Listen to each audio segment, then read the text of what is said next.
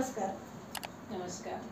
साहित्य नयन यूट्यूब चॅनलवरती आज रणरागिणी जी आली आहे त्या म्हणजे समाज कार्यकर्त्या, सेवानिवृत्त प्राध्यापक डॉक्टर प्रभा वाडकर मॅडम. वाडकर मॅडम, आपले हार्दिक स्वागत. धन्यवाद मॅडम. खूप छान वाटायला लागले.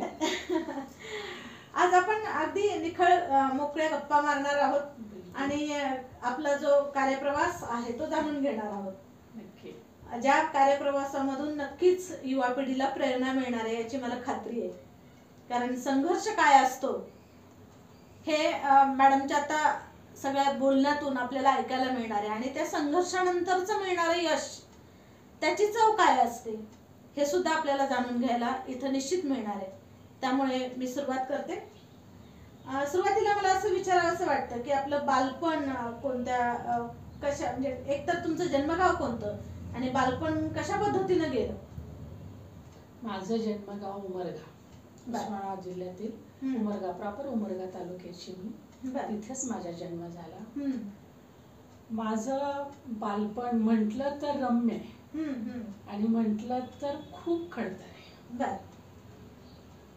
कारण मुळात जन्मच नकोशी. सलग तिसरी मुलगी झाली म्हणून जन्मल्याबरोबर मुलगी झाली हे शब्द ऐकताच आजी म्हणाली की तिला वतलात कोंब. खेडेगावामध्ये पाणी तापवण्यासाठी वत्तल असतं ना, हा ते पेटलेलं आहे त्याच्यामध्ये काय. म्हणजे इथून संघर्षाला सुरुवात झाली. खरं तर जेव्हा जन्मले होते तेव्हा तो काळ खूप छान होता.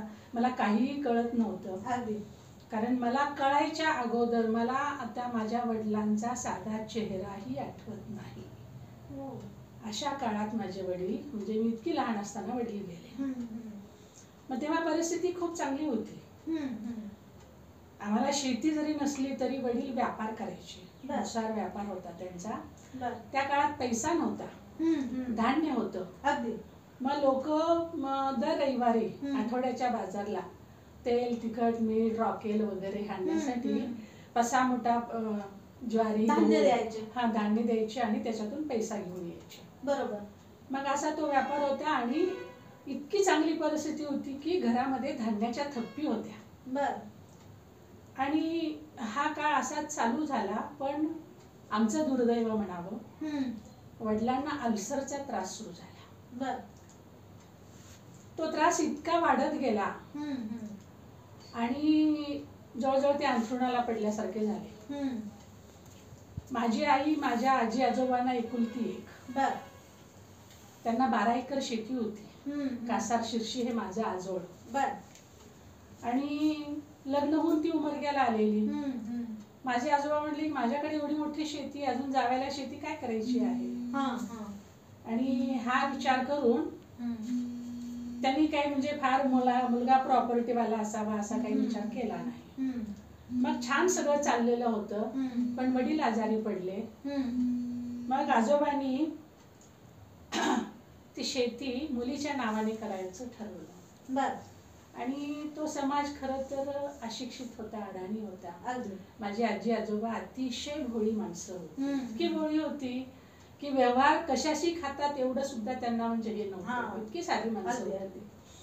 मग जवळच्या पाहुण्यातल्याच विश्वासाच्या माणसाला त्यांनी असं सांगितलं की बाबा माझी ही शेती आहे ती माझ्या मुलीच्या नावाने कर. म्हटल्यानंतर घर पण शेती पण. मग त्याने सगळी कागदपत्र घेतली, त्याच्यावरती कोऱ्या कागदावरती अंगठे घेतले. आणि तो गेला करून आणतो म्हणून. आणि मग ते सगळं महिना झाले, 2 महिने झाले, तो काय पुन्हा आलाच नाही. कस काय आला नाही, आज येईल उद्या येईल. मग शेवटी कुणकुण वडिलांच्या कानावरती आली की असं काहीतरी गडबड केलेली आहे. आणि मग जेव्हा त्याला म्हणजे खरं सत्य कळलं, ते ऐकल्याबरोबर माझे आजोबा जे कोसळले ते कोणा उठलेच नाही. हा पहिला आघात सुरू झाला. हे 5-6 महिने असेच गेले. नंतर वडील थकत म्हणजे काहीच त्यांना अन्नही पसेना. आणि एके दिवशी ते आमच्यातनं निघून गेले. आम्ही एकूण 4 भावंड. सगळ्यात मोठा भाऊ तो मला वाटतं 9वीला होता. 2 नंबरची बहीण 7वीला होती, 3रीला अजून शाळेतच घातलेलं नव्हतं, मी तर लहानच होते. मग आता 7-8 महिन्यापासून सगळे घरात, माझी आजी होती, इकडे वडिलांची आजी होती, हे सगळं म्हणजे एवढ्या सगळ्या माणसांचं म्हणजे आईवरती एवढा मोठा डोंगर कोसळला की आता काय करायचं. हो ना. म्हणजे जे हक्काचं होतं ते पण निघून गेलं आणि तिच्याशिवाय तिच्या समोर मोलमजुरी करण्याशिवाय पर्याय राहिला नाही. आणि मग आमचा संघर्ष सुरू झाला तिथे. आणि त्या आम्ही दोघी तर घरीच होतो. त्या बहिणीची पण शाळा, तिलाही शाळेतनं काढून टाकलं. आणि भाऊ मात्र तो 10वीला गेला कसा तरी, पण 10वी तो काही पास झाला नाहीये, नॉनमेट्रिक राहिला तो. आणि मग हे असंच चालू होतं, आई कष्ट करून आणायची, आमच्या भावंडांचं चालत होतं. मग मला वाटतं 5 वर्षाची झाली असेल, सगळे माझ्या बरोबरीचे मुलं मुली शाळेत चालले. मग मलाही वाटायला लागले की बाबा आपण शाळेत का जाऊ नये, आपणही जा. आणि मग मी आईला म्हणायला लागले की मला शाळेत घाल, मला शाळेत घाल, मला शाळेत जायचे. मग सगळे शाळेत जातात, मी एकटीच घरी असते. मला पण, मी काही मागणार नाहीये तुला, कसलाच हट्ट करणार नाही, पण मला शाळेत जायचे. मग ते इतकं डोकं उठून सोडलं आईनं. मग ते माझ्या आत्याच्या मुलाला सांगितले की बाबा हिचं नाव शाळेत घाल. आणि मग त्यानं नेलं, तो पण लहानच होता. मग ते शिक्षकांनी काहीतरी आईनं सांगितलं असेल की बाबा महादेवी एकादशीला हिचा जन्म झाला, तेवढं एकच ती खून त्यांच्या लक्षात. तो साधारण तो महिना गृहीत धरून जुलै महिन्यात त्यांच्या मनानं महिना, हे तारीख आणि वर्ष त्यांनी ते शाळेत त्या शिक्षकांनी माझं नाव घातलं. म्हणजे तिथून शाळा सुरू झाली. पण कशी सुरू झाली, कधी कपडे आहेत तर कधी तर वह्या पुस्तकं नाहीयेत, कधी वह्या पुस्तकं आहेत तर उद्याच्या जेवणाची भ्रांत काय, असे प्रसंग. आणि मग अशा ह्याच्यातून शाळा कधी जायचं. आणि कसं मला वाटतं मी 7-8 वर्षाची झाली असेल, मग त्या काळामध्ये माझी आई शेताला जाताना माझ्या बहिणीला पण घेऊन जायची. आणि सुगीच्या दिवसात मला पण सोबत, त्यांच्यासोबत मी पण जायची. मग ते सुगीची म्हणजे कशाची, कोणती सुगी, शेंगा, आपल्या भुईमुगाच्या शेंगा असतात ना, त्या शेंगा वेचायला, तोडायला. मग एका झाडाखाली म्हणा, किंवा ते काय म्हणतात, तुरीचे मोठे मोठे ते हे असतात ना, तूर आलेली, त्याच्या खाली असं त्याच्यावर कपडा टाकायचा, थोडीशी सावली करायची आणि तिथे मला बसवायची, टोपलं द्यायची. आणि त्याच्या सगळ्या त्या शेंगाच्या वेली माझ्यासमोर आणून टाकायची आणि मी आपली तोडायची, टोपल्यात भरायची. आणि तेव्हा मजुरी ही पैशात दिली जात नाही, धान्याच्या रूपात मजुरी दिली जायची. आणि लेकरानं वेचलंय म्हटलं की शेतकरी पण थोडस मुठभर जास्त द्यायचा. म्हणजे कुणीकडून उद्याची तजवीज कशी होईल ह्या दृष्टिकोनातून हे सगळे असे प्रयत्न चालले. मग शाळा माझी खूप बुडायची, म्हणावा असा अभ्यास व्हायचा नाहीये, पण हे चालू होतं. म्हणजे 1ली ते 5वी पर्यंत मी उमरग्यात होते. एकच किस्सा सांगते, खूप आहेत सांगण्यासारखे. मला कपडे नव्हते, पूर्ण माझे कपडे फाटलेले, शाळा माझी बुडायला लागली. 2 महिन्यापासून घरी होते मी. एकीकडे कपडे नाहीत म्हणून कशी जायचं शाळेत. आणि मग ते आईला मला फ्रॉक घेऊन दे. मग आईनं काय केलं, घरामध्ये एक पांढरा कपडा होता असा झिरझिर झालेला. मग त्या पांढऱ्या कपड्याचा तिनं फ्रॉक शिवला, हातानं शिवला. आणि तो फ्रॉक घातला अंगात, गेले मी शाळेत. आणि शाळेत मुलं 4 घरचे 4 असतात, शांत बसणारे थोडेच असतात. असं बोट घालून ते त्यांनी फ्रॉक पाठीमागून फाडला माझा. ते बघितलं आमच्या इंदूबाईंनी, म्हणजे ज्या माझ्या वर्ग टीचर शिकवतात. मी याच्यावरती एकमत मध्ये फ्रीलचा फ्रॉक या नावाखाली लेख पण लिहिला होता. त्यांनी तो म्हणजे ते फाडलेलं पाहिलं. आणि स्कूल सुटल्यानंतर मला म्हणाल्या, तू चल का माझ्या घरी, आता बाई शिकवणाऱ्या हो. आपल्या क्लास टीचर, त्यांना नाही कसं म्हणायचं. हम्म. त्यांनी बोलवलं म्हणून मी गेले त्यांच्यासोबत. हम्म. पाठीमागं शाळेच्या पाठीमागे सरकारी शाळेत हो. शिकत होते मी. घरी नेलं, त्यांनी काहीतरी बिस्किट वगैरे खाऊ दिला, खाल्ले, पाणी पिले आणि माझ्यासमोर त्यांनी 2-3 फ्रॉक आणून ठेवले. त्याच्यामध्ये एक फ्रिलचा फ्रॉक होता आणि मला म्हणाले, प्रभा हे तू घेऊन जा, तू घाल. मी म्हटलं नको, मी नाही घेऊन जाणार. मलाही आवडत नाही, माझ्या आईला तर अजिबात आवडणार नाही. नाही म्हणले आणि उठून यायला लागले. त्यांनी हाताला धरून बसवलं आणि म्हणले, हे बघ तू घेऊन जा आणि आई जर नको म्हटली तर उद्या घेऊन ये, परत आणून दे. आणि तुला फारच असं वाटत असेल की यांचं आपण फुकट कसं घ्यावं, तर तू माझ्या मुलाला सांभाळायला येत जा. आणि मग एक मन म्हणत होतं ते फ्रॉक घे, एक मन म्हणत होतं नको, आईला काय वाटेल, आईच्या मनाला धक्का बसेल, नाही घ्यायचं तू हे. स्वाभिमानानं जगायला शिकवलंय आईनं, तुलाही नाही घ्यायचं. मग थोडा वेळ त्यांनी बसून घेतलं आणि मग त्यांनी ते माझ्या बॅगेमध्ये, दप्तरामध्ये ते फ्रॉक घातले आणि ती अट तर घातलीच होती त्यांनी की नको म्हणली तर तू घेऊन ये म्हणून. आणि मग घरी आले.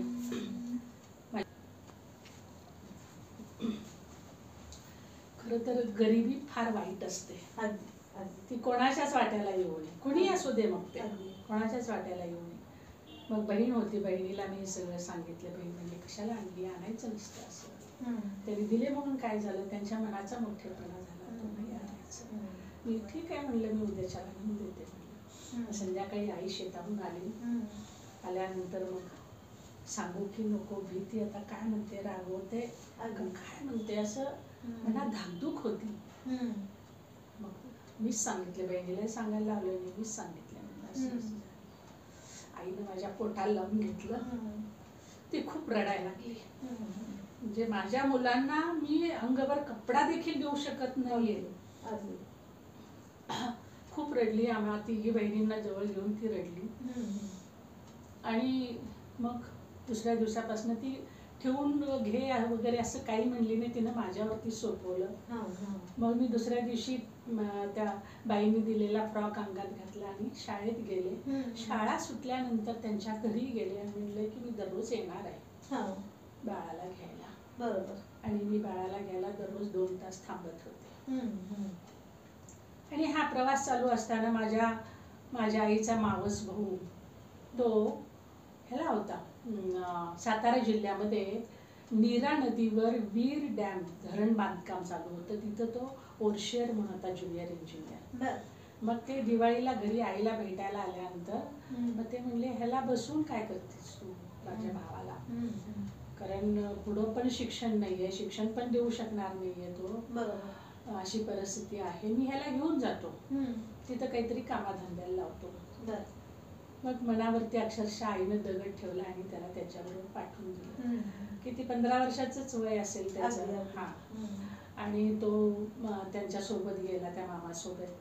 मग तिथं डेली वेजवरती तो काम करू लागला. आणि मग कामाचा अनुभव आल्यानंतर त्याचं वय पण पूर्ण व्हायला पाहिजे ना, त्याप्रमाणे मग त्याला क्लर्कची त्या ठिकाणी नोकरी लागली. थोडे बहुत कळला त्याची मदत मग नंतर आईला व्हायला लागली. म्हणजे ऑर्डर करायचा तो झाला.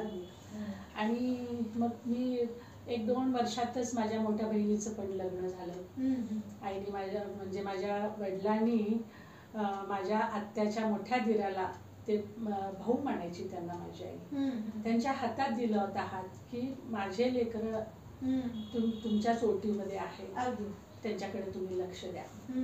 आणि मग मोठी झालेली मुलगी कशाला ठेवायचं म्हणून तिचं लग्न लवकरच झालं होतं. आणि त्याच्यानंतर मग मी 5वीला म्हणजे 4थीची परीक्षा झाली उन्हाळ्यामध्ये, भावाचं लग्न केलं तिने. मग भाऊ जाताना, मग वहिनीला घेऊन जाताना त्यानं मलाही सोबत नेलं. मग मी पश्चिम महाराष्ट्रामध्ये गेले. तिथं ते वाठार कॉलनी म्हणून ते धरणावर काम करणाऱ्या कर्मचाऱ्यांसाठी म्हणून ती वसाहत वसलेली कॉलनी होती. तिथं मग मी पाचवीपर्यंत तिथं स्कूल होती, तिथं गेले मी. मॅडम, खरं म्हणजे ग्रामीण भागातलं जगणं किती वाईट असतं. आणि जिथं आधुनिक युग सुरू झालेलं आहे तिथं गेल्यानंतर ह्या मुलांची काय म्हणजे अवस्था होती ती मी वास्तवात भोगली. अगदी. म्हणजे एकूणच तिथलं वातावरण वेगळं, सगळं म्हणजे सगळं नाही रे असा काही प्रश्नच नव्हता. बरोबर. सगळे आहेरच, म्हणजे प्रत्येकाच्या घरी मध्ये आहे काय काय नाही असं नाही, सगळं काही आहे. म्हणजे अशा त्या वातावरणामध्ये मी गेले. माझी भाषा गावढळ, माझं राहणीमान असं तसं, अभ्यास तर कच्चाच होता कारण रेग्युलर स्कूल करणं झालेलं नव्हतं. बरोबर. आणि ह्या सगळ्या वातावरणातून मी तिथे गेले. मला अक्षरशः काही येत नव्हतं. पहिल्या सामायिक परीक्षेमध्ये चक्क मी फेल झाले. हो ना. आणि माझं गणित अतिशय कच्चं होतं. मग माझ्यासोबत एक छोटी म्हणजे माझ्याच बरोबरची माझ्याच वर्गामध्ये एक मुलगी यायची, तिचे आजी आजोबा होते. मग ते आजोबा काय म्हणाले, आमच्या काहीतरी नाव होतं तिचं, तर तिच्यासोबत तू ये, अभ्यास करत जा, मी तुला गणित शिकवत जाईन. मुले सांगितले असेल तिनं की न फेल झाली वगैरे. म्हटल्यानंतर मग मी अण्णाला म्हणजे भावाला विचारलं तर तो म्हणाला जा. आणि मग मी गेले. पहिल्या दिवशी दप्तर वगैरे घेतले. खरं तर तो काळ असा होता की ट्युशनला जाणं म्हणजे ढ समजलं जात होतं. हा. आणि मग मी गेले आणि ते आजोबा त्या बाजूला त्या नातीला बसवले, इथं मला बसवले, आणखीन एक दोन मुली होत्या. आणि त्यांनी गणित सांगायचं म्हणजे अशा पाठीवरून हात फिरवायला लागले. एकदा फिरवलं, शांत बसले, दुसऱ्यांदा फिरवलं. मला ते विचित्रच वाटायला लागले. मी तटकन उठले, त्या हातातलं पाठ्यपुस्तक पिशवीत कोंबले. मी म्हणले मी घरी जाते म्हटलं. आणि मी घरी आले आणि संध्याकाळी भावाला सांगितलं की मी उद्यापासून जाणार नाही, मला ते आजोबा आवडले नाहीत. अगदी संपला विषय. त्याने का म्हणून विचारला नाही, मी पण त्याचं काही कारण सांगितलं. ती जाण होती अगोदरच्या लोकांना. आत्ताच्या आई वडिलांसारखं नाही, मुलं 10 वेळा सांगतात तरी आई वडील विश्वास ठेवत नाहीये. पण मला पहिल्या झटक्यालाच त्या आजोबाची किळस वाटली. अगदी. आणि जी उठले ते पुन्हा त्या आजोबांकडे मी साधं बघितलं नाही की बोलले नाही त्यांच्यासोबत. वय किती होतं, 5वीला होते मी. आणि मग ते तिथलं 5वीचं पूर्ण झालं. मग नंतर 6वीला लोणंदला आमच्यासाठी हायस्कूल होतं, रयत शिक्षण संस्थेचं, मालोजीराजे भोसले हायस्कूल मध्ये. दररोज आम्हाला स्कूल बस असायची, तिथल्या कॉलनीतल्या मुलांना स्कूल बसनं जायचं, स्कूल बसनं घ्यायचं. तो तर अतिशय हायफाय एरिया होता. लोणंद म्हणजे व्यापारी पेठ. हा, व्यापारी पेठ असलेलं. सगळे सिंधी समाज जास्त होता. तोकडे कपडे घालणारा, ओव्हर वागणारा असा. आणि त्या वातावरणामध्ये मग माझं शिक्षण सुरू झालं. कारण तिथंही जसं इथं इंदुबाई भेटल्या तसं तिथं एक बागवान मॅडम पण भेटल्या. त्या पण खूप चांगल्या होत्या. खूप म्हणजे सहकार्य करणं, चौकशी करणं, बोलणं वगैरे. बागवान मॅडम वरती पण मी ह्याच्यामध्ये साक्षीमध्ये लेख लिहिलेला होता. आणि 9वी पर्यंत मी तिथं शिकले. आणि शिक्षणाचं महत्व मला तिथं कळलं. बरोबर. की शिक्षण घेणं काय असतं, का घेतलं पाहिजे. कारण 5वी पर्यंत अभ्यास करून माहीतच नव्हता. जायचं का शाळेत, हो जायचं. का शिकायचं, कुणी घरात सांगणारं नव्हतं. कसलीच घरात पाठीमाग म्हणजे पार्श्वभूमी नव्हती, काहीच नव्हतं.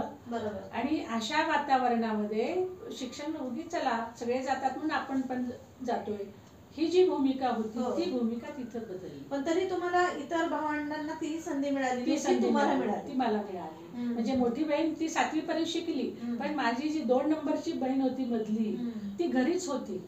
मी जेव्हा 4थीला गेले तेव्हा आमच्या घरामध्ये एक शिक्षिका राहत होत्या. म्हणजे माझी आई अशिक्षित जरूर होती पण अडाणी अजिबात नाही. बरोबर. मग तिनं काय केलं, 2 रूम घरात स्वतःसाठी माळवदाचं घर होतं आणि समोर असं ओपन होतं. तिथे पत्रे टाकले आणि हातानं कूड उभं केलं आणि त्या कुडाच्या भिंती उभं करून 2-3 रूम तिनं भाड्याने दिल्या. बरं. त्या काळामध्ये मग शाळेतले शिक्षिका म्हणा किंवा हो. शाळेची म्हणजे खेडेगावून मुलं येणारे हो. ते तिथं आमच्याकडे भाड्यानं राहत होते. अगदी. तेवढीच अगदी, मदत. अगदी. हा. हो, बरोबर. आणि मग एक शिक्षिका राहत होती. मग त्या म्हणाल्या की बाबा आजकाल शिक्षणाचा काळ आहे, मुलींना तर फार आवश्यक आहे, तुम्ही हिला का घरी बसवता, हिला शाळेत घाला. अहो आता ही छोटी असून 4थीला गेली आणि आता हिला पहिलीत घालायचं म्हणजे ती रडायला लागली, मला सगळे हसतील. मग त्या बाईंनी खरं म्हणजे देव कसा कुठल्या रूपाने मदत करतो बरोबर. हे सांगता येत नाही. आम्हाला माणसं खूप मॅडम चांगली जीवनामध्ये चांगली भेटत. बरोबर. त्या मॅडमने मला माझ्या ताईला घरी शिकवलं आणि तिला एकदम 4थीच्या परीक्षा द्यायला लागली. किती छान. हा. आणि मग ती 5वीला गेली. पुढे ती जास्त शिकली नाही, ती मॅट्रिक पर्यंत शिकली, पण तेवढं तिचं शिक्षण झालं. ते सगळे श्रेय त्या मॅडमला आहे. अगदी. हा. आणि मग इथं शिक्षणाचं महत्व कळलं, अभ्यास केला पाहिजे हे लक्षात आलं. आणि मग मी तिथं लोणंदला शिकत असताना अभ्यासाच्या पाठीमागे लागले. पुढचं शिक्षण आपलं कुठल्या कुठल्या संस्थांमधून झालं? त्या इथं 9वी पर्यंत झालं. 10वीला मी पुन्हा उमरग्याला आले. भारत विद्यालयामध्ये 10वीला प्रवेश घेतला. 10वीला मी त्यावेळेला मेरिट नव्हतं, फर्स्ट क्लास म्हणजे मेरिट होतं, पहिल्या 5मध्ये मी आले. वा वा, अभिनंदन. त्यावेळेला जे फर्स्ट क्लास विद्यार्थी होते त्यांच्या भिंतीवरती नावं लिहिली जायची. अजूनही त्या शाळेमध्ये माझं नाव आहे. आणि मग तिथून शिवाजी महाविद्यालयामध्ये मी ग्रॅज्युएट झाले. उमरग्याच्याच म्हणजे ग्रॅज्युएशन पर्यंत माझं शिक्षण उमरग्याला झालं. आणि MA मात्र दयानंद कॉलेज महाविद्यालय लातूर इथे झालं. मग 10वीला इकडे येण्याचं कारण उमरग्याला? कारण आईचं म्हणणं की आता मोठी झाली ती, एकटीला ठेवायला नको कशाला. नाही, बहिणी होती पण येऊ दे, आई पण एकटीच होती ना, त्या बहिणीचं लग्न झालं, मी तर एकटी आहे म्हणून तिने मला बोलावून घेतलं. तेवढंच कारण, दुसरे काही कारण. म्हणून मी इकडे आले तर मग इकडेच राहिले. आणि मग लगेच लग्न झाल्यानंतर माझं म्हणणं असं होतं की आपण काहीतरी जॉब करावा, स्वतःच्या पायावर उभं राहावं. पण आई म्हणाली नाही, आपला समाज अजून तितकासा पुढे गेलेला नाहीये की शिकलेली म्हणजे नोकरी केलेल्या मुलीला ऍक्सेप्ट करतील नाही, तुझ्या सासरी तुला जे काय करायचं ते कर. आणि मग ते लग्न, ते कॉलेजला पण आई नकोच म्हणत होती. 10वी झालीच, पुष्कळ झालं, आता पुढे शिकवणं माझी म्हणजे ऐपत पण नाहीये, मी शिकवत नाहीये, नको म्हणाली. पण मला शिकायची इच्छा. इथे डॉक्टर करपे आपल्याला माहित असते, त्यांचे वडील ते पण शिक्षक त्या भारत विद्यालयामध्येच होते. त्यांना मी जाऊन विनंती केली की तुम्ही आईला सांगा माझ्या, मला कॉलेज पहिला फार प्रभाव पडत होता. प्रभाव पडत शिक्षकांचा पालकांवर.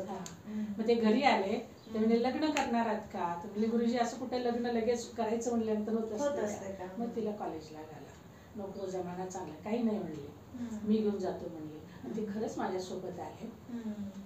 माझं ऍडमिशन, प्राचार्य म्हणजे तुला एवढे छान मार्क्स आहेत, तू सायन्सला जा, डॉक्टर होशील, आर्ट्स करून काय करणार आहेस? आणि मग म्हटलं नको, माझी परिस्थिती नाहीये. मला स्कॉलरशिप पण भेटली त्यावेळेला 10वीला. आणि मग मी आर्ट्सला ऍडमिशन घेतलं. ते सरांनी सांगितलं मधल्या रोडनं जायचं, रोडनं कधीही कॉलेजला यायचं नाही, जायचं नाही, मधल्या रोडनं यायचं, कशा ऍक्टिव्हिटीमध्ये भाग घ्यायचा नाही, आपण बरं आपलं कॉलेज बरोबर. ठीक आहे म्हणलं, तुमची आज्ञा मला श्री सावंत आहे. आणि तेच पाळलं मी. शिकायला मिळतं हेच खूप होतं माझ्यासाठी, मी भाग्यवान समजते. अगदी. हा. आणि मग लग्न होऊन इकडं लातूरला आले. लग्न होऊन लातूरला आले, लग्नाचे 2 महिने झाले, मला अस्वस्थ व्हायला लागलं. आता कशी बोलू? हो ना, नवऱ्याला तरी कशी बोलू? ओके. पण ते मनात पण राहावे ना. हो ना. मी म्हटलं मला हे फक्त रांधावाडा उष्टी काढा माझं मन नाही रमत. मला शिकायचंय, शिकायचं तर आहे किंवा मग जॉब तरी करायचं. ते म्हणले जॉब कुठला करणार आहेस तू? कुठे क्लर्क वगैरे. मला माझं काही टायपिंग झालेलं नव्हतं, काही नाही, त्याच्यामुळे तोही प्रश्न नव्हता की जॉब एवढा इझिली मिळत नसते म्हणले. मग तू शिक. तर मग शिक. त्यावेळेला मग BEd करायचं म्हटलं तर BEdचे प्रवेश बंद झालेले होते. मार्चमध्ये लग्न झालं होतं, 2-3 महिने गेले. म्हणजे प्रवेश बंद झालेला होता. तर मग म्हणले मग डीएडचा प्रवेश चालू आहे, करते का? करते म्हटलं मी. घरून विरोध झाला की लोक एक एक पायरी शिक्षणाला पुढे जातात आणि तू खाली का उतरायला लागली? डीएड कशामुळं? डीएड करायचं, जाऊ दे पुढच्या वर्षी करायचं. पण 1 वर्ष काय करू मी घरी बसून? प्रवेश घेतला, 6 महिने कॉलेज केलं, गोदावरी शाळेमध्ये पहिला लेसन दिला आणि सुट्ट्या लागल्या. मग माहेरी वगैरे दिवाळीच्या जाऊन आले. तिथं मला थोडीशी चाहूल लागली मातृत्वाची. आणि मग लातूरला आल्यानंतर मला खूप त्रास होऊ लागला. कॉलेज जाणंच मला शक्य नव्हतं आणि 2-3 महिने मी घरीच होते. आता 2-3 महिन्यानंतर कॉलेजला जाऊन ते अभ्यास करून कधी घरून काढू, त्याच्यापेक्षा त्याचं मला भीती नव्हती. मला बाळ झाल्यानंतर त्या बाळाला घेऊन मी 2 वर्षाचं डीएड कसं काय करणार? म्हणून म्हटलं की नको, मी करतच नाही कॉलेज. ते प्रिन्सिपल घरी आले की तू फक्त परीक्षा दे, बाकीचं आम्ही बघून घेतो. बरोबर. पण मी ते सोडूनच दिलं. मग ते माझं डीएड तिथंच स्टॉप झालं. मग मुलगी लहान होती. मग म्हटलं मला काही काही शिकायचंय, तर म्हणले शिक. माझ्या मिस्टरांचं खरं म्हणजे मला घडवण्यामध्ये आईनं तर म्हणजे ही सगळी म्हणजे पार्श्वभूमी तयार करून दिलेली होती. पण पुढे चालून घडवण्याचं जर काम कुणी केलं असेल तर ते माझ्या मिस्टर. अगदी विश्वासानं, आदरानं, गरिबा घरची आहे म्हणून असं कधीही त्यांनी मला कुठल्याही शब्दानं दुखवलं नाहीये. आणि सर कुठे सर्व्हिसला होते? सर ते पंचायत समितीला अकाउंटंट होते. आणि नंतर मग शेवटी आपलं SSC बोर्डातून क्लास 2 ऑफिसर म्हणून रिटायर झाले. त्याच्यामुळे ते म्हणले की तुला काय करायचं ते कर. मग ते माझं बाळ म्हणजे मुलगी छोटी होती, घरी माणसं, आम्ही 12 लोकांचं कुटुंब होतं आमचं. आणि हे सगळं आता सून म्हटल्यानंतर सगळी जबाबदारी, ती सगळी जबाबदारी पार पाडून मग मी आपली दुपारी घरी बसून काय करायचं म्हणून मग एम्ब्रॉयडरीचा क्लास. तेव्हा आता ते आदर्श महिला गृह उद्योग आहे ना, भार्गव मॅडमचं, ते अगोदर मुक्का मॅडम त्यांचं होतं, ते त्या चालवत होत्या. त्यांच्या हाताखाली त्यांनीच मला शिकवलं. हँड एम्ब्रॉयडरी, मशीन एम्ब्रॉयडरी वगैरे. तिथं जे जे कोर्स होते ते सगळे मी शिकून घेतले दुपारच्या 2 तासामध्ये. आणि ते झालं की मग CCTC म्हणजे शिवण आणि ह्याचा कटिंगचा डिप्लोमा केला 1 वर्ष. आणि हे केलं. हे करून मग त्याच्यानंतर मुलगी नंतर 3 वर्षांनी मुलगा झाला. तो 6 महिन्याचा झाला. मग हे मला काय म्हणाले, तुला सर्व्हिस जर करायची असेल आदर क्षेत्रामध्ये जाण्यापेक्षा टीचिंग क्षेत्रामध्ये जावंस, की जेणेकरून तू स्वतःला डेव्हलप करू शकशील. बरोबर. आणि एक समाजाला पण घडवण्याचं काम होईल. त्याच्यामुळं तू ते शिक्षण घेण्यापेक्षा हे शिक्षण घेतलेले केव्हाही बरं राहील. म्हटल्यानंतर मग मी, मुलगा माझा 6 महिन्याचा होता, मी MA ला ऍडमिशन घेतलं. नाईट कॉलेज होतं तेव्हा. ते नाईट कॉलेज करायची मी, जसं जमेल तसं नाईट कॉलेज. कुठल्या भागात होतं ते? दयानंदलाच होतं तेव्हा. म्हणजे माझं पॉलिटिकल सायन्स होतं आणि पॉलिटिकल सायन्स तेव्हा सुरू झालेलं नव्हतं. नंतर बसवेश्वरला पॉलिटिकल सायन्स सुरू झालं. पण अगोदर पॉलिटिकल सायन्स आणि PA हे दोन्ही विषय एकच होते. आणि मग जेव्हा दयानंद कॉलेजला PA सुरू झालं तेव्हा दुसऱ्या बॅचची मी विद्यार्थी त्या. आणि मग 2 वर्षाचं MA केलं. MA ला युनिव्हर्सिटीमध्ये 3rd आले. अरे वा, खूप खूप अभिनंदन. संघर्षातूनच माणूस घडतो, हे पुन्हा पुन्हा अधोरेखित होतंय. 12 लोकांचं कुटुंब, माझी 2 मुलं, माझी 1 जाऊ आलेली, सगळी पूर्ण फॅमिली एवढी आमची. सगळी कुठल्याही जबाबदारीला नाकारलं नाहीये, मला होत नाही म्हटलं नाहीये. जे म्हणाल ते सगळी कामं केली. बरोबर. आणि ती कामं करून मग मी MA केलं. आणि मग आता सर्व्हिसचा विचार करावा म्हणलं तर पुन्हा माझे मिस्टर म्हणले आपली मुलं खूप लहान आहे, थोडी मोठी होऊ दे, मग तू विचार कर सर्व्हिसचा. म्हणजे पुन्हा माझ्या विचाराला पुन्हा आणि स्टॉप केलं त्यांनी. मग आता काय करायचं म्हणून मग मी पुन्हा हे सगळे क्लासेस चालू केले. बर. शिवण म्हणजे तुम्ही घ्यायला सुरू केलं? हा, मी स्वतः हा. घ्यायला लागले. बर. मी स्वतः घ्यायला लागले. गर्दी व्हायची माझ्याकडं. ते जाऊ द्या, एक आठवण सांगते मी.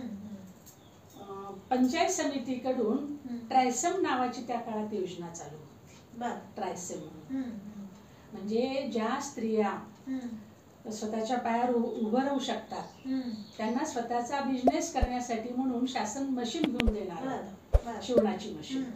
मग नुसती मशीन घेऊन काय करावं म्हणून त्यांना अगोदर ट्रेनिंग द्यायचं. त्यांना शिवायला वगैरे यायला लागले की मग त्यांची ट्रेनिंग पूर्ण झाली की त्यांना ती मशीन द्यायची. बरोबर. ह्या ट्रायसम योजनेअंतर्गत 6 मुली माझ्याकडे शिकायला येत. वा. आणि त्याच्यामध्ये पेटहून 3 जणी होत्या. बाकीच्या 2-3 इतर खेड्यामधनं होत्या. त्या पेट मधली एक मुलगी ही मूकबधीर होती. आणि मग त्यांना सगळ्यांना ते ट्रेनिंग दिलं आणि त्यांच्याकडनं जे काम करून घेतलं, कारण ते ऑफिसचे लोक यायचे, दाखवायला लागतं त्यांना. मग ते लोक आले ऑफिसचे, त्यांनी ते सगळं बघितलं. त्या मुलीचं ते काम पण बघितलं. ते सगळे अधिकारी त्या मुलीचं कौतुक करणं सोडून दिलं, त्यांनी माझंच कौतुक करायला. ह्या मुलीला तुम्ही शिकवला कसं? कारण तिला बोललेलं ऐकू येत नाही, काहीच कळत नाही. तिची लँग्वेज तुम्ही शिकून घेतलात का? म्हणलं नाही, मला शिकायचा काही प्रश्नच पडला नाही. आता हिच्या सहवासात राहून तिच्या काही खानापुना मात्र त्या माझ्या कळतात, चांगल्या लक्षात आलेल्या आहेत, त्याच्या आधारे मी हे करू शकते. त्या मुलीचं वैशिष्ट्य म्हणजे ती शिवण तर शिकलीच, पण त्याचबरोबर माझ्याकडे जेवढी कला होती सगळ्याच कला तिनं शिकून घेतली. तिनं, कारण तिचे 2-3 भावंड पण तशीच होती मॅडम. म्हणजे एकाच कसं असतं बघा. आणि ती म्हणली की मला हे नाही करायचं, ते केलं की परत कारण बहिणीला तिच्या खूप त्रास झाला, मला हे नको. ती वडिलांना, घड्याळ म्हणजे वडिलांना ते घड्याळाची खून म्हणजे वडिलांना बोलल्यासारखं तिला. तर मग ती वडिलांना माझ्याकडे घेऊन आली, वडिलांना, की तुम्ही सांगा की हे मला नाही करायचं.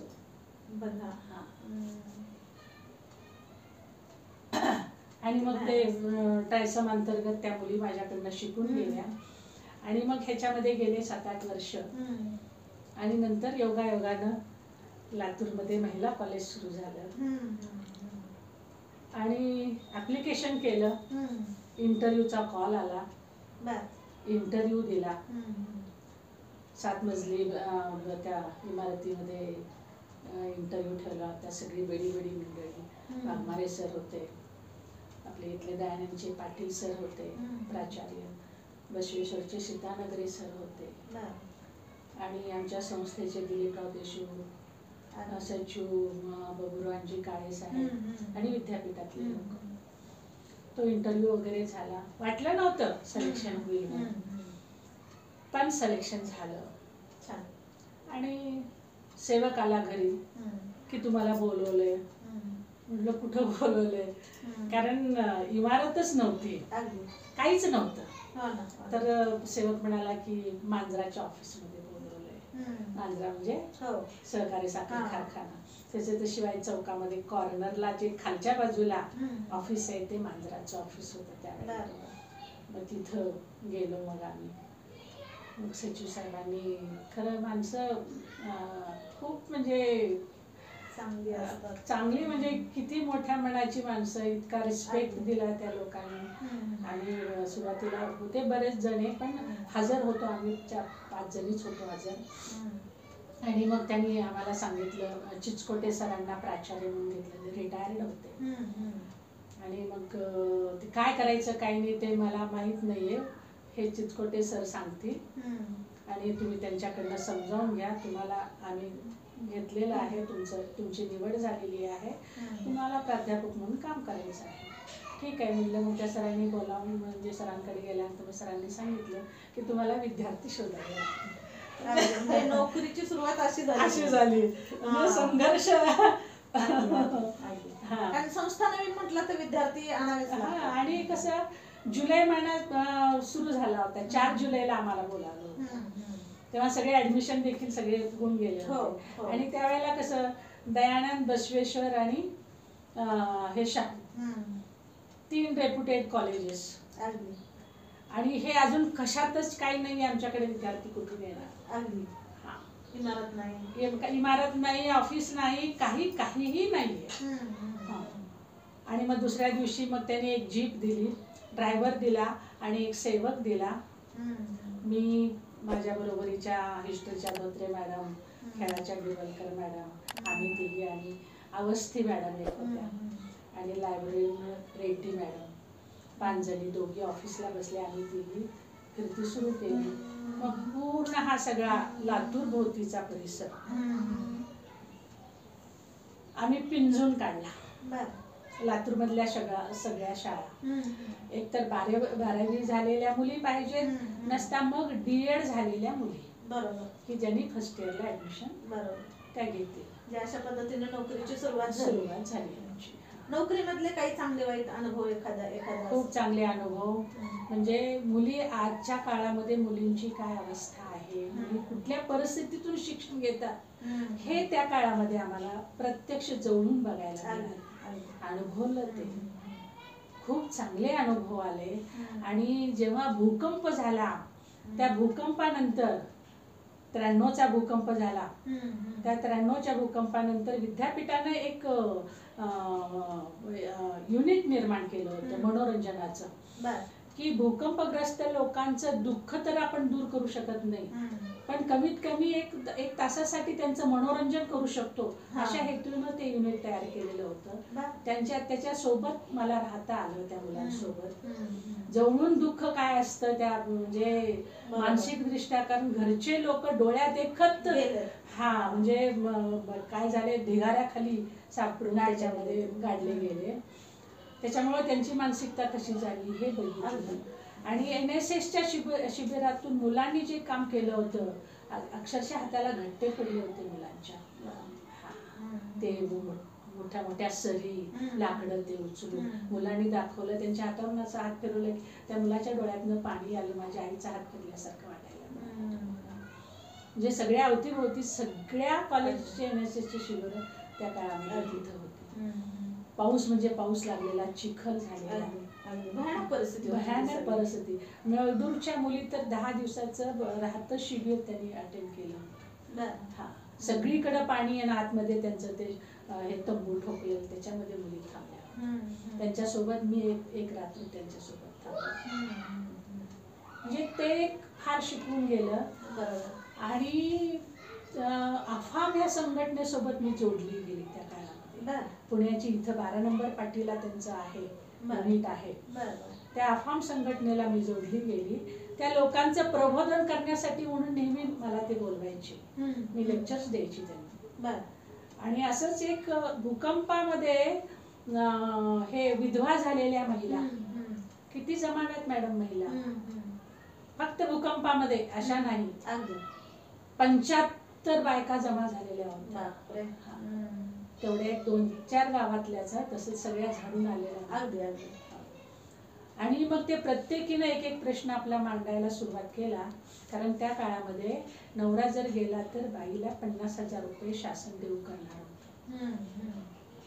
एका मुलीचं, मला वाटतं 17 वर्षाची मुलगी होती, 6 महिन्याखाली लग्न झालं. त्या 6 महिन्यामध्ये भूकंप झाला, तिचा नवरा त्याच्यामध्ये गेला. आणि ती आता माहेरी होती, ती काय म्हणली की मला माझ्या नवऱ्याचे 50,000 रुपये मदत मिळालेली नाहीये. तर ते ऐकल्याबरोबर त्या गावचा सरपंच म्हणाला, बाई बदमाश आहे म्हणाला. का बरं बदमाश आहे? 17 वर्षाची मुलगी काय बदमाशीपणा करणार आहे? आता त्याला प्रश्न कोण विचारणार आहे? अगदी म्हणजे वयस्कर माणूस होता तो सरपंच.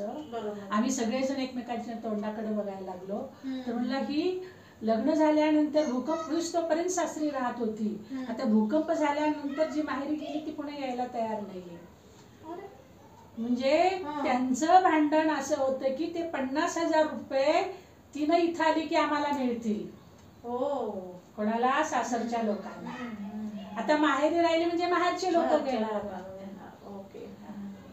आणि तिथे मनामध्ये कुठंतरी महिलावरती काम करावं असं प्लीज माझ्या मनामध्ये वाटायला लागलं त्यावेळेस. आणि प्रसंग बरंच काही शिकवून जातात. खूप शिकवलं मला. आणि एक सांगते मी, मला नोकरी का करावी वाटली, तर ह्याचं बीज मी पुन्हा माझ्या लहानपणामध्ये जाते. कारण मी 8-9 वर्षाचे म्हणते ना, मी शेतात जात होतो म्हणून. मग असंच कुणीतरी पाहुणे आले होते का माझी बहीण जाणार होती सासरी, माहित नाहीये, उशीर झाला होता. आई म्हणली तू जाऊ नको शाळेत, आपल्याला शेताला जायचंय. आणि मग थांबले. आम्हाला जायला उशीर झाला, 12 वाजले. आणि ते त्या दिवशी ज्वारीचं खळं पडलेलं होतं. ते ज्वारीची जी धाटा, त्याचं ते कणस मोडून खाळ्यामध्ये टाकायचे असतात, त्याला गुड मोडायचं म्हणतात. ते गुड मोडायला जायचे म्हणले. मग आम्ही गेलो.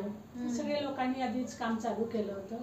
शेतकरी म्हणलं ही वेळ झाला का म्हणलं तुमची यायची. नाही, माझ्याकडे काम नाही, तुम्ही जाऊ शकता माघारी.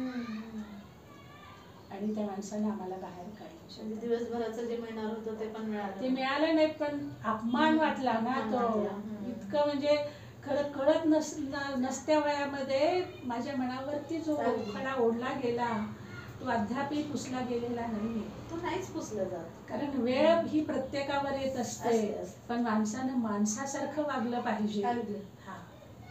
आणि तेव्हाच कुठंतरी मनामध्ये असं रुजलं गेलं की नाही बाबा, आपण स्वतःच्या पायावरती.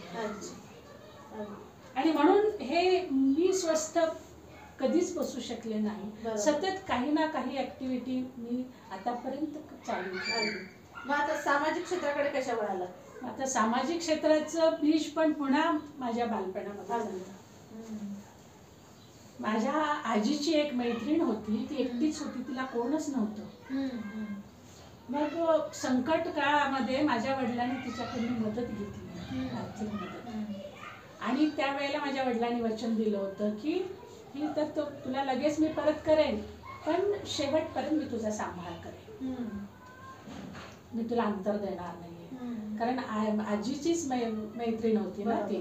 म्हटल्यानंतर मग ती आमच्याचकडं राहत नव्हती, पण आम्ही तिला, माझे वडील तिला आठवड्याचा बाजार सगळं भरून द्यायचे. आणि मग माझे वडील जेव्हा अंथरुणाला खिळले, ती अवस्था बघून ती तिथेच बसून राहिली, घरी गेलीच नाही तिने. वडिलांच्या लक्षात आलं. मग तिला जवळ बोलावून घेतलं की तुझ्या मनात शंका असेल की माझं तर आता काही खरं नाहीये, मग उद्या माझं कसं. मग माझ्या आईचा हातात घेतला, तिचा हातात घेतला. माझी बायको घासातला घास अगोदर तुला देईल आणि नंतर लेकरा बाळांच्या तोंडात लागेल. पूर्वीची माणसं हे पाळायची. अनेक घरांमधनं पहा तुम्ही, खूप दूरदूरचे नातेवाईक राहायला असले पाहिलेत आपण. आणि मग ते तिचा आम्ही सांभाळ करत होतो. जेव्हा ती खूप थकली, तिला चालता येत नव्हतं, तेव्हा मग आई माझ्या म्हणजे घरून डबा द्यायला लागली. ते डबा देण्याचं काम मी करत होते. 2 किलोमीटर दूर होतं तिचं घर, तिथं जायची मी डबा घेऊन. मग ती आजी माझ्याकडनं सगळं करून घ्यायची. कपडे धुवून घ्यायची, मला येत नव्हतं तरी पण पाण्यात काढ म्हणजे टाक म्हणायची. भांडे घासायचं, पुन्हा झाडून काढायची तिची रूम, तिचे कपडे आवरायचे. आणि ती टोपल्यामध्ये कचरा भरून ठेवायची, ते उकरड्यावर टाक म्हणायची. कुणीतरी उचलून द्यायचं, म्हणायची कसला एवढा कस काय कचरा वजनदार आहे हिचा, मला काही कळायचंच नाही. आपली घेऊन जायची. एके दिवशी मात्र मला कसला तरी घाण वास आला. मला ते वेगळंच वाटलं.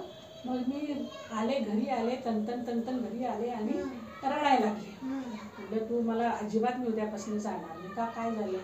तर ते आजीनं आज ते कचरा दिला होता ना, खूप घाण वास आला. मग आईच्या लक्षात आलं ते. ती म्हणली तुझी आई असती तर तू केली नसती का? ती आजीच आहे, तिला चालणं होत नाहीये, तुला प्रातःविधी करायला दूर जाणं, त्या वेळेला काही संडास नव्हतंच. बरोबर. म्हणजे हे जे सेवेचं, आणि आई माझ्या प्रत्येकाच्या मदतीला जायची ना, ते लहानपणापासून बघत आलेलं. आणि त्याच्यातून मग हे सोशल वर्क कडे कुठेतरी मनामध्ये होतं की नाही बा आपणही काहीतरी केलं पाहिजे. बरोबर. आणि योगायोगाने मी लायनेस क्लबला जोडली गेली. मग त्या सुरेखाताई नागुरे असतील, आपल्या कवेकर मॅडम असतील, इंदुमती सावंत मॅडम असतील, करपे मॅडम असतील, साधना पळसकर असतील, ह्या सगळ्या जुन्या मैत्रिणी, त्यांच्याशी मी जोडले गेले आणि लायनेस कडे आलो. एक सेकंड. लेनेस प्रमाणेच आपण कपिल धारेश्वर प्रतिष्ठानलाही जोडलेले आहात. हो, कपिलदार प्रतिष्ठान त्याचा अनुभव तुम्ही आम्हाला शेअर करा. खूप चांगला अनुभव आहे, कारण कपिलदार प्रतिष्ठानला जोडले आणि महात्मा बसवेश्वर आणि अक्क महादेवी हे जे आहे त्या विचारानं मी खरं तर खूप भारावली गेले. कारण मी PhD ला असताना महिलांवरतीच मी PhD केली. महाराष्ट्र शासनाचा महिला धोरण एक चिकित्सक अभ्यास 2 धोरणं त्यावेळेला जाहीर झाली होती.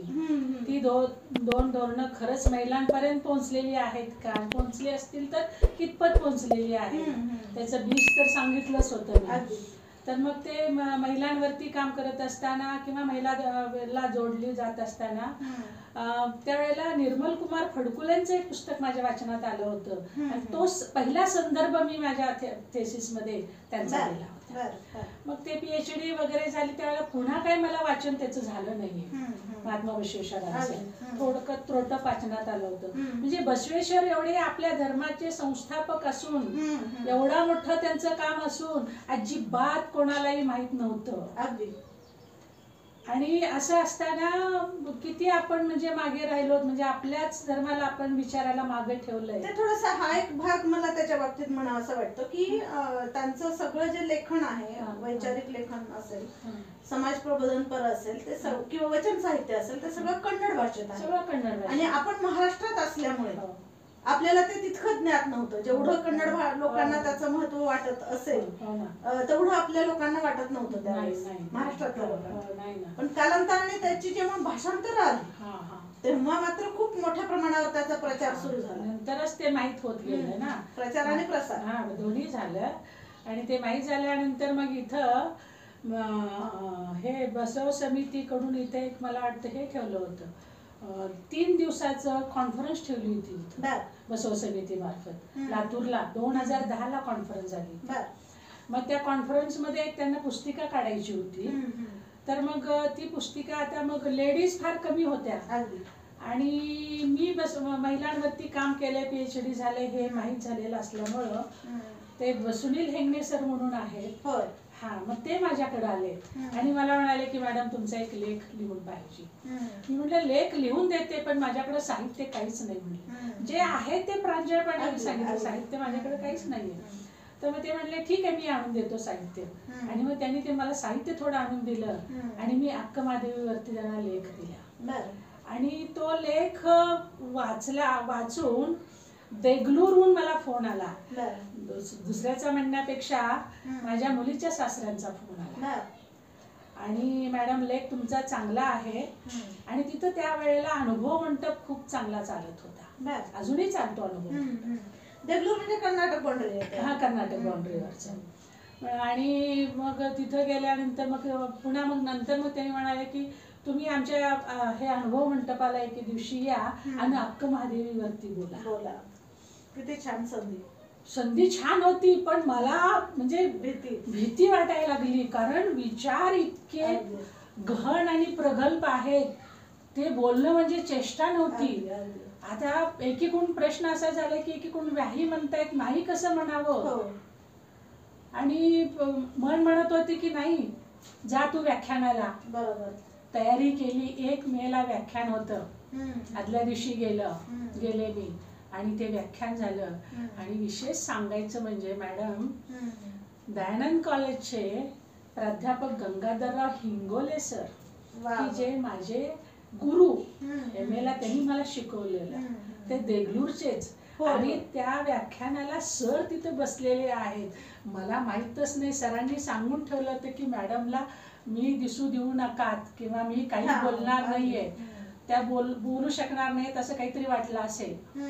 आणि मग ते व्याख्यान मी दिलं आणि नंतर मग ते समोर आले, छान बोललात म्हणून म्हणले. आम्ही कवी संमेलनाला जेव्हा गेलो होतो 2 वर्षापूर्वी, तेव्हा गंगाधर हिंगोले सर तिथं म्हणजे हिंगोले सर आले होते तिथं, त्यांचा आशीर्वाद आम्हाला मिळाला.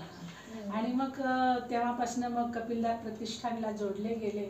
एक ओळख, जसं महाविद्यालयानं ओळख दिली मांजरा चॅरिटेबल ट्रस्ट अंतर्गत चालणाऱ्या सुशीला देवी देशमुख महिला महाविद्यालयाने एक समाजामध्ये ओळख जशी दिली, तसं कपिल धारेश्वर प्रतिष्ठाननं देखील एक बसव अभ्यासक म्हणून, मी काही फार मोठी साहित्यिक नाहीये, लेखिका नाहीये, कवयित्री नाहीये, पण एक छोटीशी अभ्यासक आहे आणि तो अभ्यास मी करायचा प्रयत्न केला आणि त्या माध्यमातूनच मग ते बसव प्रभा हे वचन प्रभा हे पुस्तक त्याच्यातूनच निर्माण झालं आणि अनेक व्याख्यानं दिली. ग्रामीण हक्क महादेवीवरचं पण पुस्तक, हक्क महादेवीवरचं पण पुस्तक आलेलं आहे, ते तुम्हाला द्यायचं आहे आणि मी देणार आहे. प्रतिष्ठ त्याच्या शिल्लक राहिलेल्या नाहीयेत आणि ही सगळी बसवेश्वरांच्या विचारांची किमया आहे आणि ते केवळ कपिलधार प्रतिष्ठानमुळे ते घडलं. खूप छान. हा हा. आता याच्यानंतर तुम्ही आणखीन एका वेगळ्या संस्थेशी जोडला गेलात, वीरशैव भवनच्या अंतर्गत जी संस्था चालवली जाते, तर ती संस्था काय काम करते, आपला त्यातला काय सहभाग आहे? पुनर्विवाह परिचय. आपल्याकडे साधारणपणे वधूवर परिचय मेळावे घेतले जातात, पण पुनर्विवाह परिचय मेळावा हा मला वाटतं महाराष्ट्रामधला लातूरमध्ये झालेला पहिला मेळावा. 2019ला तो झाला.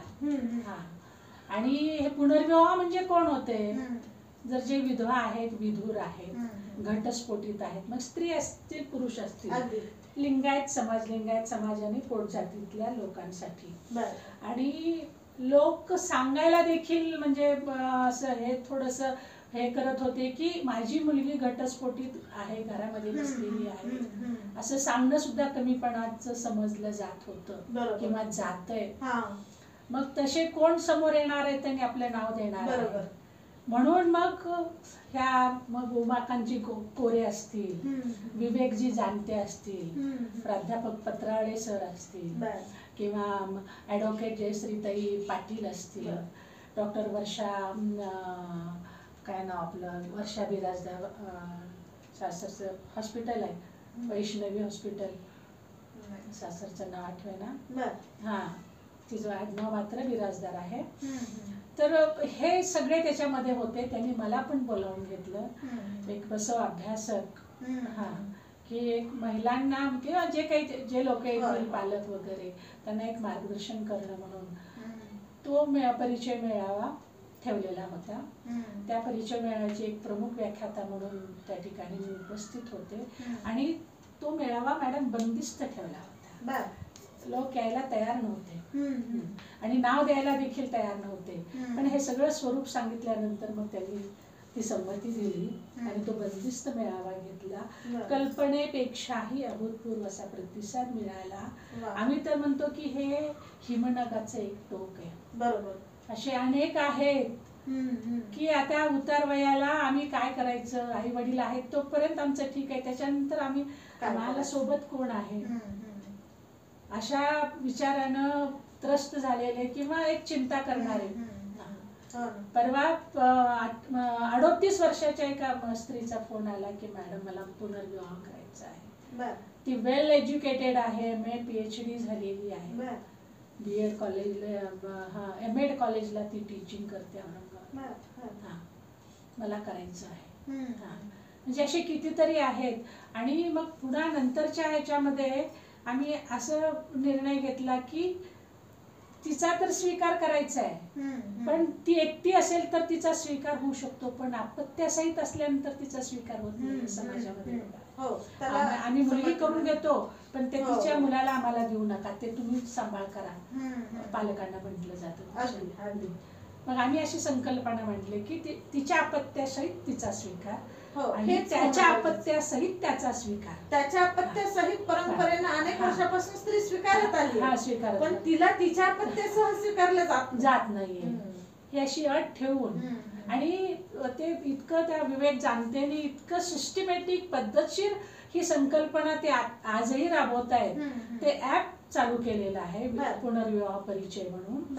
तो ऍप आहे, त्याच्यामध्ये नोंदणी करायची लग्न करायचं असेल तर, आणि नोंदणी केल्यानंतर तुमच्या अपेक्षा सगळंच त्याच्यामध्ये लिहायचं.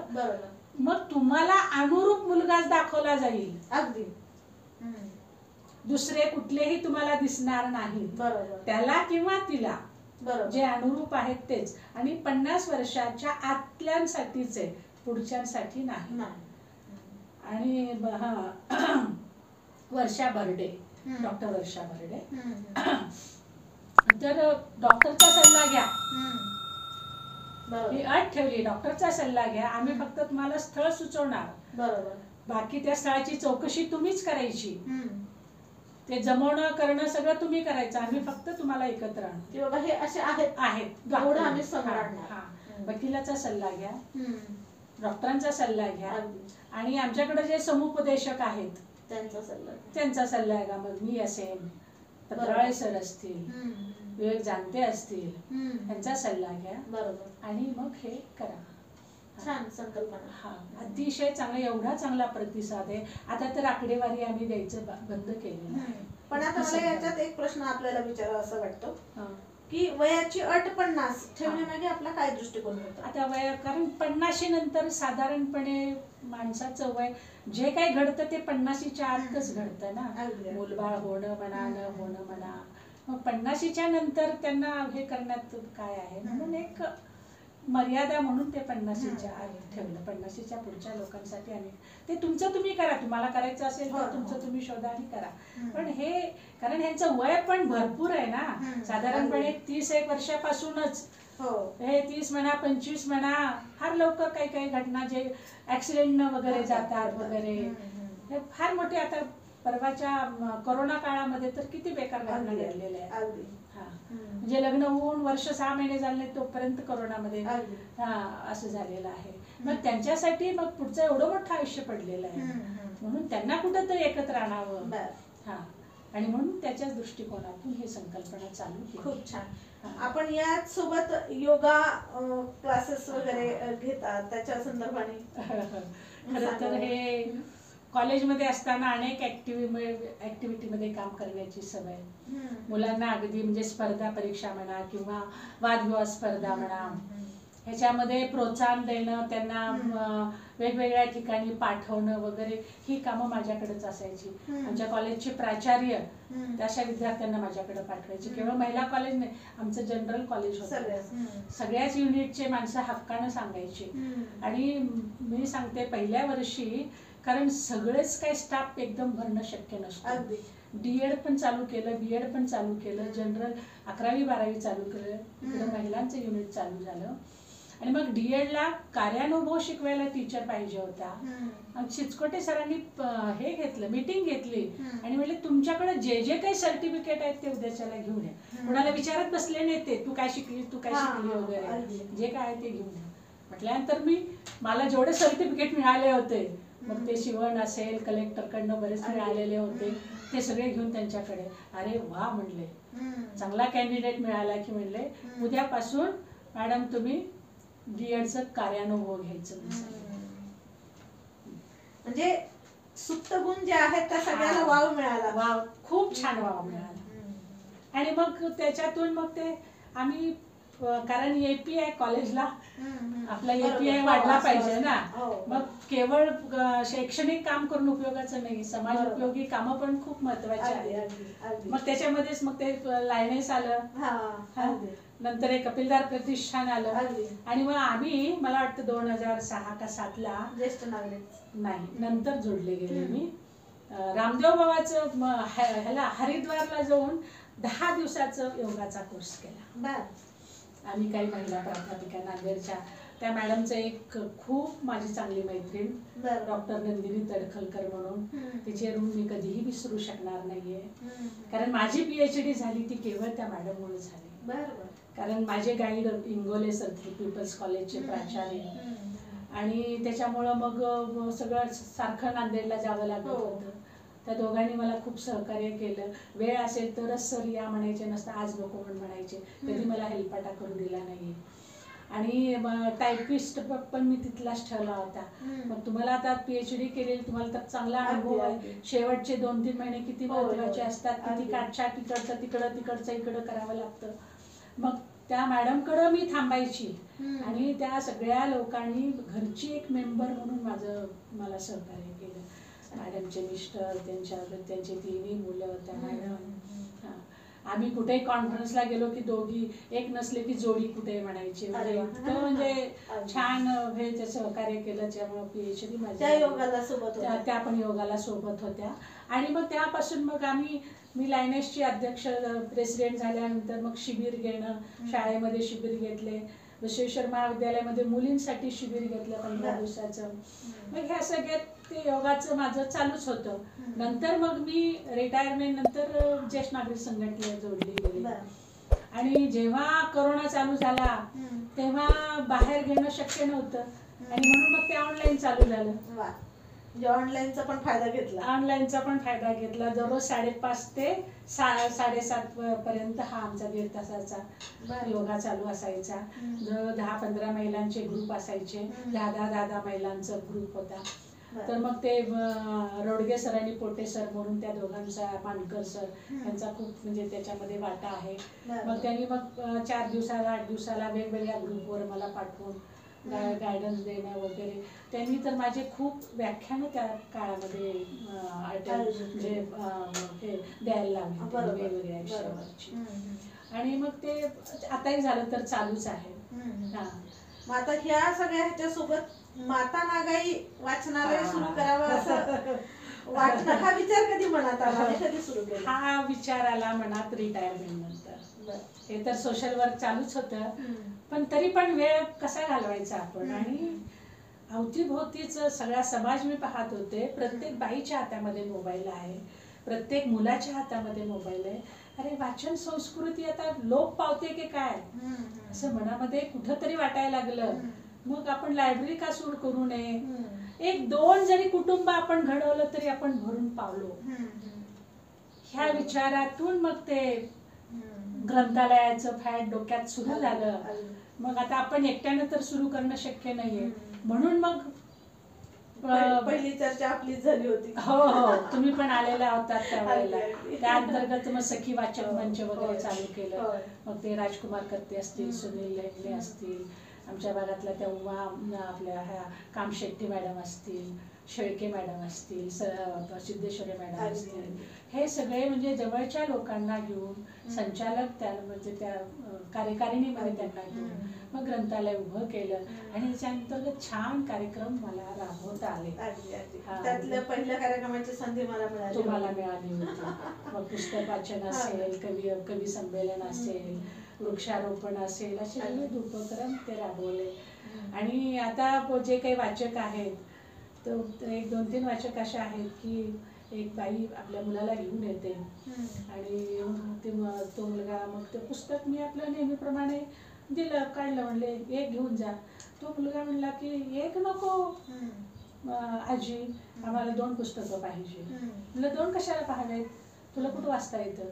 नाही नाही म्हणे, एक मम्मी वाचते, एक मी वाचतो म्हणे. म्हणजे 4 वर्षाचा मुलगा आई पुस्तक वाचत बसले की तो पण पुस्तक चालतो, फाडत नाही, रेषा मारत नाही, काही काही. म्हणजे हे जे आहे हे मला माझ्यासाठी खूप समाधानकारक आहे. खूप खूप शुभेच्छा तुमच्या माता वाचना नागाई माता वाचनालयाला. खरं तर एक बसवेश्वरांच्या काळातली एक शरणी, तिच्या नावाने तुम्हाला पुस्तक वाचनालय सुरू करावं असं वाटलं. ते सुरू केलं, त्याच्यातून खूप चांगला प्रतिसाद आपल्याला मिळाला आणि आपलं काम असंच पुढं चालत राहावं याच्यासाठी तुम्हाला हार्दिक शुभेच्छा. धन्यवाद. आता या सगळ्या जीवन प्रवासातून तुम्हाला आत्ताच्या पिढीला काय संदेश द्यावा असं वाटतं? खरं तर आत्ताच्या पिढीला एवढ्या साऱ्या सुविधा उपलब्ध आहेत, त्यांनी प्रत्येक क्षणाचा योग्य वापर करावा.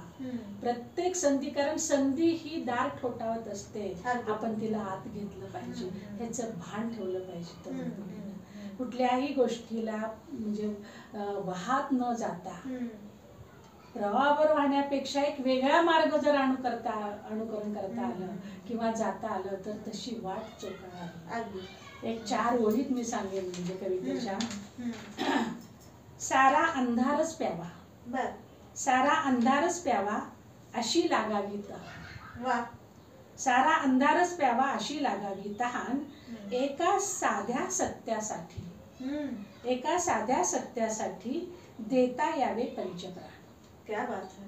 देता यावे पंचप्राण. क्या बात. म्हणजे इतकं झपाटलं पण जर असेल अगदी अगदी तर माणूस खूप काही करू शकतो. अगदी. एक तर निश्चित कुठलं तरी आपलं एक ध्येय असलं पाहिजे आणि त्याच्या प्रती आपण निष्ठा ठेवली पाहिजे. त्याला वाहून घेतलं पाहिजे. बरोबर. कवितेचं नाव आहे आई. आई जन्म दिलेस मला, जपलेस तळ हातापुरी, उपाशी पोटी राबुनी शिक्षण दिलेस तू मला. माते थोर तुझा महिमा, स्वावलंबी केलेस मला. नशिबाचे चटके झेलत पेलत, नशिबाचे चटके झेलत पेलत मज पुढे आदर्श तू ठेविला, मज पुढे आदर्श तू ठेविला. बाबांची छाया गेली, बाबांची छाया गेली, विरला पोरकेपणा तुझ्या पदरात.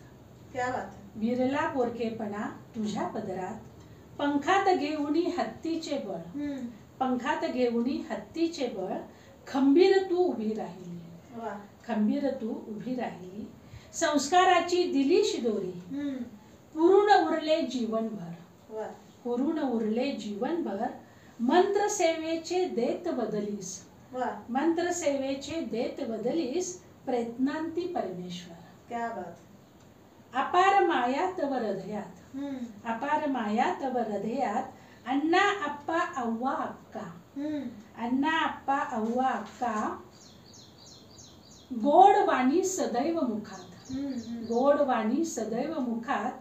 बसव मंत्र जपलीस आयुष्यभर, बसव मंत्र जपलीस आयुष्यभर.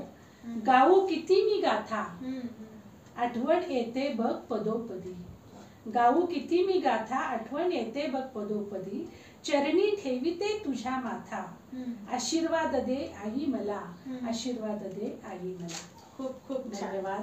खूप खूप छान. तुम्ही बोलावलात, मला बोलतं केलात. मी आतापर्यंत कधीही हे कोणापुढेही बोललेले नव्हते. कारण सुखाचे आनंदाचे क्षण सांगावेत, दुःख आपल्या हृदयात लपून ठेवावं या विचाराची मी. आणि मी प्रख्यात वगैरे काही नाहीये.